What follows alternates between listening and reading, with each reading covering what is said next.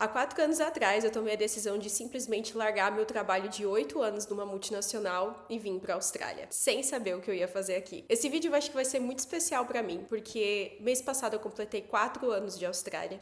Essa semana eu completo a primeira semana morando nessa casa, onde eu consegui um contrato de aluguel sozinha, coisa que é muito difícil aqui na Austrália. Essa semana vai ser meu aniversário e pela primeira vez acredito que eu vou passar essa data tão importante para mim, longe de todos os meus amigos e todos os meus familiares. Esse canal eu criei justamente nesse momento onde eu me encontro mais sozinha e penso em compartilhar meus pensamentos em voz alta. E nada mais justo de compartilhar um pouquinho dessa trajetória, dessas mudanças gigantescas que aconteceram na minha vida desses 4 anos, depois de uma decisão que eu tomei e que teve mudanças gigantescas no meu futuro e com certeza vai acontecer muito mais coisas que eu não faço ideia. Mas resumindo para vocês, eu recebi um comentário em um dos meus vídeos de uma pessoa interessada em saber em qual país você tá morando. Pois é, durante o Covid, eu tava trabalhando numa multinacional, completando 7, 8 anos de empresa. Durante o Covid, aconteceram lockdown, muita gente trabalhando home office, muita coisa aconteceu. E naquele período, aconteceu grandes coisas no meu trabalho que me fizeram muito refletir sobre a minha vida. Só que quando a gente começa a refletir e colocar coisas boas, pós e contras, isso vem através de uma bagagem de autoconhecimento, de terapias, de muitas coisas que eu vinha fazendo antes de tomar essa decisão. Então eu fazia terapia, eu tomei ayahuasca, eu não tava feliz. E aí chegou o Covid e eu lembro muito bem que eu tava trabalhando em casa. Trabalhei em casa só 3 meses. Eu tava no computador e o meu pai parou atrás de mim com a cuia de chimarrão e falou assim: mas de novo essa planilha? Mas de novo essa reunião? Mas de novo isso? Mas de novo aquilo? E aí eu perguntei pra ele: mas o que você achava que minha vida era? Todos os dias uma coisa diferente? Não, isso é uma rotina, eu tenho que entregar essas metas, eu tenho que fazer essa reunião, eu tenho que fazer isso, aquilo. E aí meu pai viu o quanto aquilo era monótono, pesado, e o quanto você trabalhava muito para entregar e a maioria das vezes você não era valorizado. Nós como mulheres, solteira morando com os meus pais, eu nunca vou esquecer do dia que eu pedi aumento pro meu chefe. Ele falou: por que você quer aumento se você não tem filhos, se você mora com seus pais e você é solteira?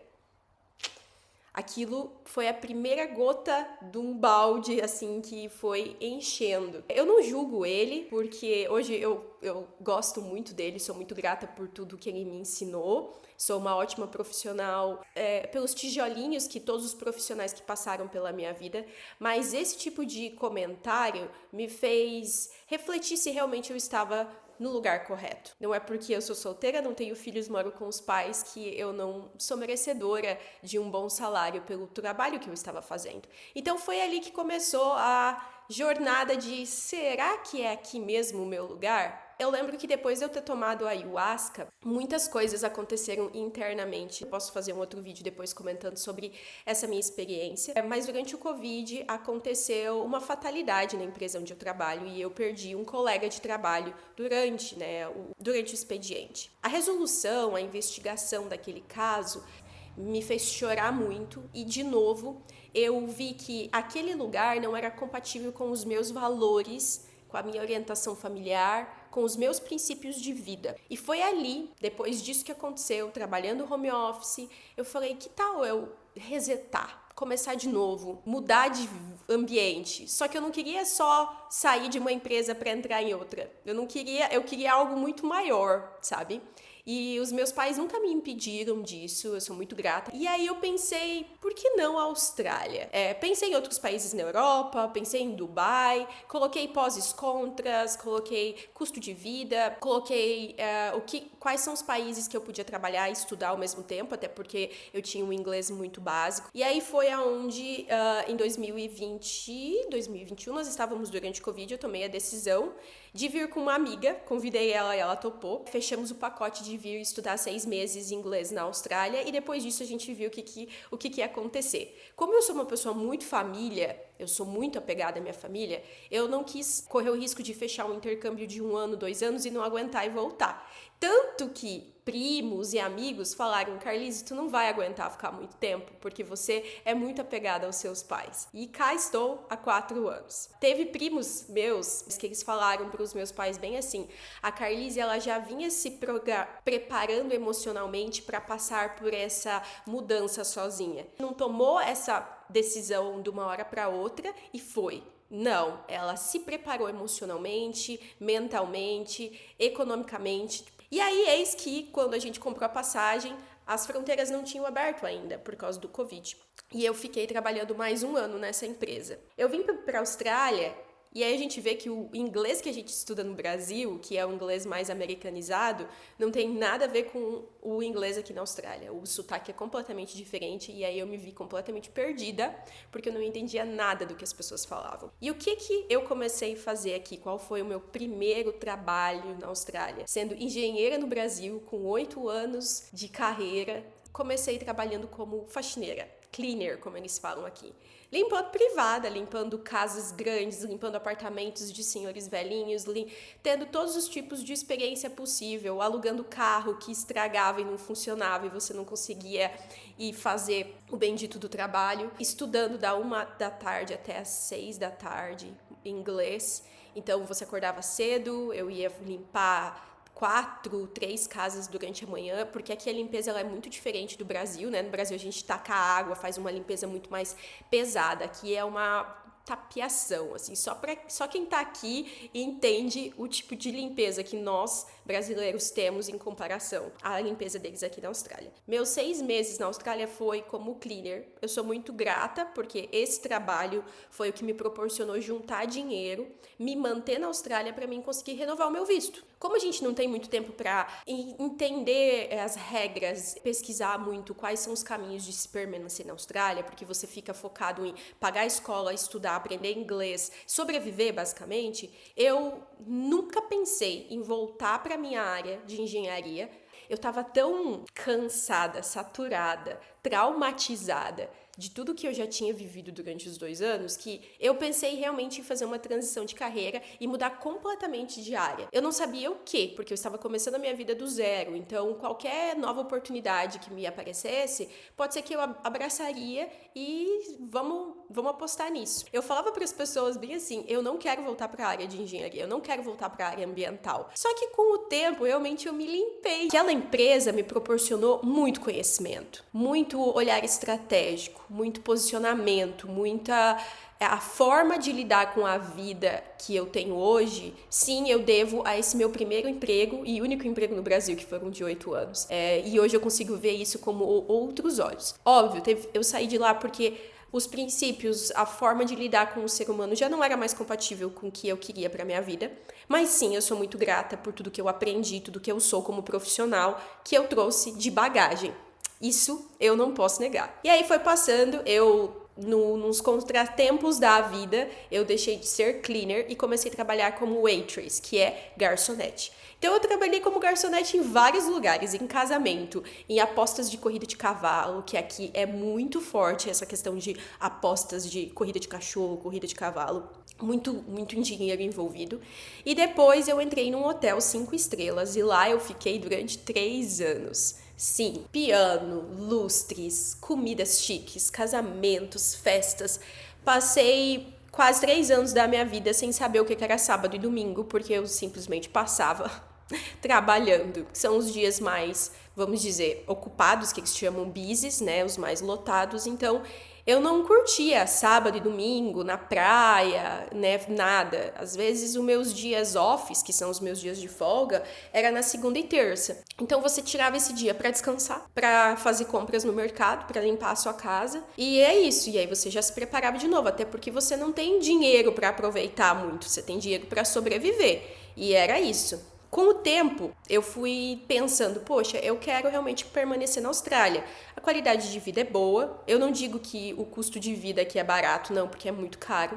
Mas eu vi que eu gostaria de tentar voltar para minha área de engenharia. E aí veio as frustrações. Como eu tinha visto de estudante, aqui a gente pode trabalhar só 24 horas por semana. E quando eu aplicava para esses vistos, para esses trabalhos que estavam online, por mais que o meu currículo seja robusto, que eu sou engenheira ambiental, 8 anos de multinacional, eu tenho pós-graduação, eu tenho MBA na USP, o meu resumê, né, o meu currículo, ele era muito bom. Só que as minhas limitações de horas me limitavam a conseguir um trabalho.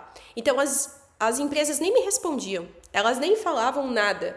E quando eu comecei a entregar o meu currículo para pessoas, para empresas estratégicas que recebiam as vagas, eles falavam bem assim: Carlice, seu currículo é muito bom. Essas vagas são para as pessoas full-time, que vão trabalhar 30 e poucas horas por semana, e não part-time, não 24 horas. Enfim, aí começou a saga, porque eu estava terminando o meu curso de 2 anos de Leadership Management, que é liderança e gerenciamento, e foi aonde que aconteceu uma das coisas mais incríveis, assim, que me surgiu uma oportunidade de aplicar para um PhD. Eu não sabia que eu poderia aqui na Austrália, porque diferente do Brasil, as regras são diferentes, só que o PhD eu teria que conseguir uma bolsa para conseguir me manter, eu teria que continuar estudando para mim permanecer aqui. E eu já estava meio cansada de estudar, porque eu estudei muito já no Brasil. E nesse decorrer de saber como eu ia fazer esse PhD ou não, essa minha amiga que veio comigo do Brasil, ela é veterinária, ela estava trabalhando na área já e ela conheceu o meu novo chefe. E ela viu que eu poderia ter a oportunidade de trabalhar naquela empresa e ser sponsorada. E foi isso que aconteceu. Eu peguei o meu currículo, encaminhei para ele, fui conhecer a empresa que é bem no interior da Austrália, bem longe de Gold Coast, que é a cidade onde eu morei por 3 anos e meio. Praia, lazer, qualidade de vida completamente diferente. E fui conhecer esse novo trabalho. Eu vi como uma oportunidade de regressar para minha área atual de engenharia ambiental, voltar a trabalhar, né, nessa parte que eu trabalhei durante 8 anos e expressar e colocar aqui na Austrália todos os conhecimentos e as coisas que eu obtive no Brasil. E deu certo. Eu abandonei a ideia do PhD e essa empresa me sponsorou. O que é o sponsorar? É quando uma empresa... Você tem todos os requisitos que a Austrália quer, que é inglês. Então, nesse tempo, obviamente, eu melhorei muito meu inglês. Então, eu tinha já a competência do inglês. Nesse meio tempo, eu validei a minha experiência profissional do Brasil de 8 anos, que foi validado com 3 anos e meio.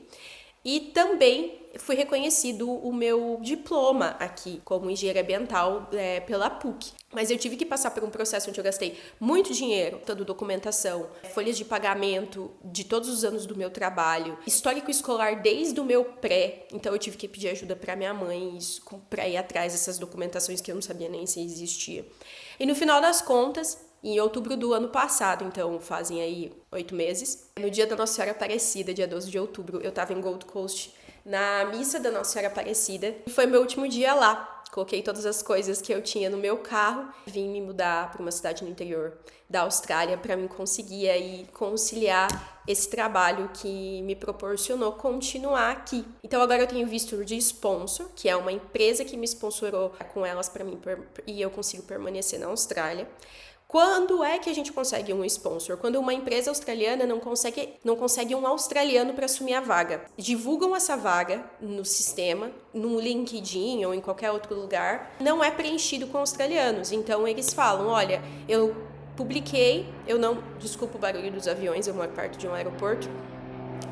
Nós publicamos essa vaga, mas não teve australianos interessados. Então, a gente tem imigrantes interessados e muito bem qualificados, então a gente aplica para esse visto, o governo aprova e aí eu tenho que trabalhar durante anos por essa empresa. É ótimo, porque você cria uma estabilidade.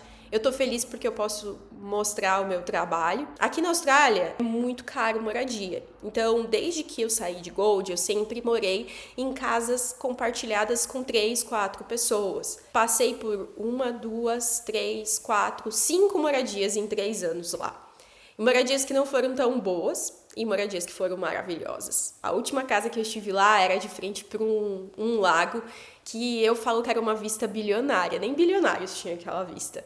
Todos os dias um pôr do sol incrível batendo naquela água e muito contato com a natureza. Me doeu muito sair daquele lugar e vim morar numa cidade onde eu não conheço ninguém. E ainda, né, já fazem 7 meses que eu tô aqui e eu ainda não conheço muitas pessoas. E o que é esse marco muito significativo? Que quando eu vim para essa cidade, eu comecei a morar numa outra casa, compartilhando também com 4 pessoas.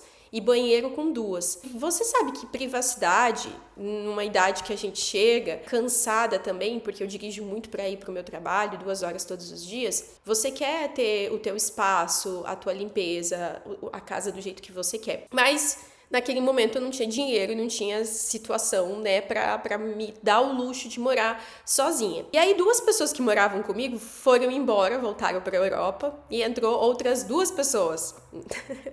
E aí foi engraçado porque o choque cultural foi muito grande. Lá no Gold Coast, eu sempre morei com brasileiro, então a nossa cultura era muito parecida. Óbvio, não é 100% ok em todos os momentos, né? Há intrigas, há discussões, mas a gente se entende. Agora, quando você tá morando com uma pessoa com uma cultura completamente diferente, você só estando aqui pra entender, sabe? Nós brasileiros temos o costume de quê? Tomar pelo menos 2 banhos no dia, né? De manhã e à tarde.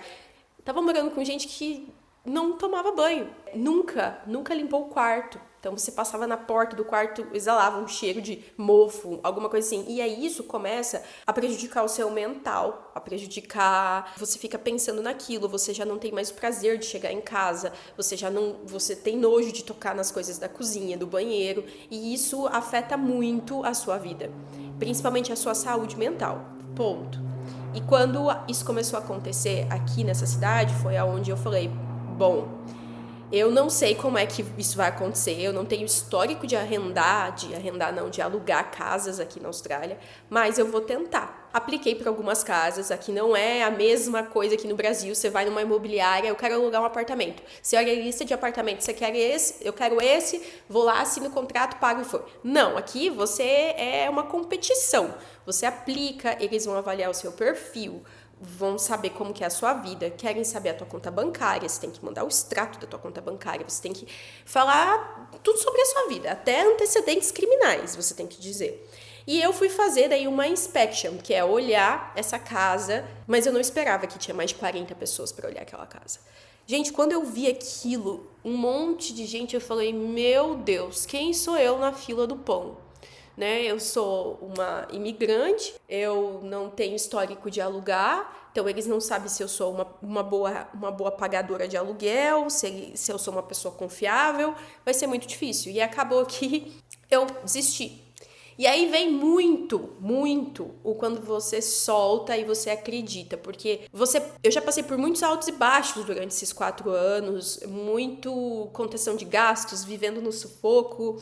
Mas uma coisa que eu falo pra vocês, quando você acredita que Deus nunca vai deixar te faltar o básico e o necessário, seja comida, seja moradia, você perde um pouco do medo, porque você sabe que Deus vai te amparar com aquilo que você precisa no momento que você precisa. Então eu nunca passei necessidade aqui, eu nunca tive luxo, mas eu nunca passei fome, eu nunca, sabe, eu não pude, eu quero viajar, eu quero fazer, não, eu sempre fui muito contida, eu falei assim, não, gente, prioridades são prioridades, então, quando eu desisti de tentar alugar outras casas aqui, porque eu vi que a competição era muito grande, eu larguei de mão e falei, quer saber, eu vou lidar com essa casa onde eu tô morando com pessoas totalmente diferentes, que acordam e não dão bom dia, do nada, um dia a imobiliária me ligou, e eu fiquei assim, a imobiliária me ligando, o que aconteceu, né?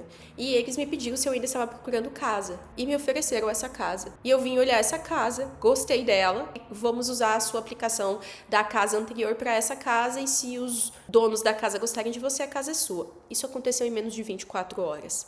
Quando eu falo isso para os meus amigos, todo mundo fala, eu nunca ouvi isso acontecer na Austrália. Porque eles nem subiram essa casa para o website, né? Para o site do real estate, para entrar, para ir ao público, para eles verem que essa casa estava disponível para locação. Então eu falo assim, Deus é perfeito em todos os detalhes. Agora, eu tenho que mobiliar essa casa. A casa faz eco, porque a primeira coisa que eu comprei foi uma geladeira, 2 banquetas. Eu comprei uma mesa que é na Temo, que é tipo a Shein no Brasil. Só que eu não tenho cadeiras, cadeiras são muito caras. E comprei esse sofá, que é bem de vovó, como vocês podem ver.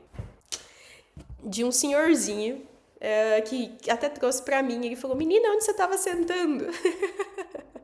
A minha casa, ela tá assim, tem tudo que eu preciso, né? Tem um colchão que tá no chão, tem as coisas de utensílios de cozinha que eu já comprei, que é panela e tal, máquina de lavar roupa, e é isso. E agora eu tô nesse processo de imobiliar a primeira casa que eu tenho aqui na Austrália, alugada, né? Não é minha, mas é o meu lar durante alguns anos. E eu espero que esse processo seja gostoso. Eu vou tentar compartilhar com vocês o máximo que eu posso dessas minhas fases. Eu acho que é legal você compartilhar um pouco da sua história de vida para pessoas que têm vontade de fazer isso e dizer para vocês, não é fácil. Teve um dia que um amigo, um conhecido, me perguntou assim: "Como você faz para lidar com a saudade?"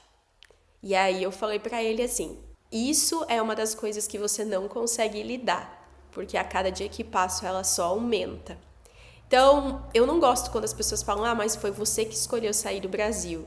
Sim, eu escolhi, eu tenho a minha jornada. Quando a gente não sai da nossa zona de conforto, a gente deixa de ter experiências e conhecer pessoas durante a nossa trajetória no mundo. E essas pessoas vão fazer você evoluir mentalmente, profissionalmente, espiritualmente, todos os quesitos. Então, nós estamos no nosso processo de evolução. Esse está sendo as minhas escolhas para me passar pelo meu processo de evolução. E a saudade, eu tenho que dizer que é a mais pedra no sapato que existe. Principalmente quando você está morando numa cidade mais afastada, aonde você deixou seus amigos para trás, aonde você deixou sua família do outro lado do mundo. Você tem que lidar com a sua solidão, com o seu silêncio. Não surtar.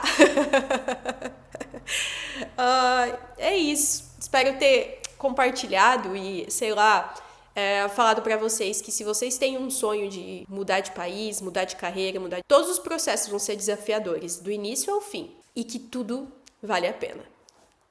Um beijo.